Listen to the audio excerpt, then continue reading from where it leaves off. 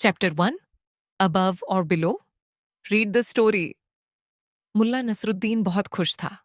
राजा ने उसे कुछ जमीन दी थी जिस पर वह फसल उगा सके। अब उस जमीन ने उसे अच्छी फसल दी थी। उसने फसल बेच दी और अच्छा मुनाफा कमाया। लेकिन किसी और को यह बात पसंद नहीं आई। राजा के दरबार में एक दरबारी था जो नसरुद्दीन से जलता था। उसने सोचा, नसरुद्दीन के पास अब बहुत पैसा आ गया है। यह सब पैसा उसके पास क्यों हो? आखिर जमीन तो राजा की है। वह दरबारी राजा के पास गया और बोला, महाराज, आपने मुल्ला को जमीन दी थी और उसे उस पर फसल उगाने की अनुमति दी थी।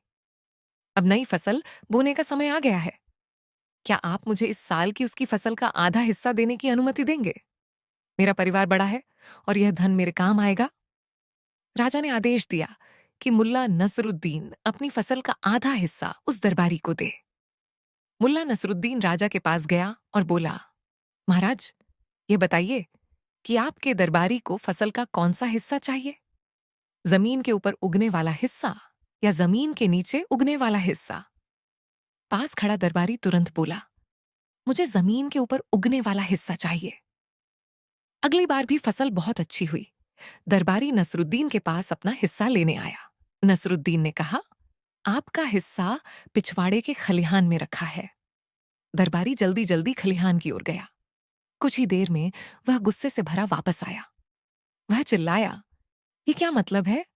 खलिहान में तो सिर्फ कुछ बेकार पत्ते रखे हैं। मैं इन पत्तों का क्या करूं?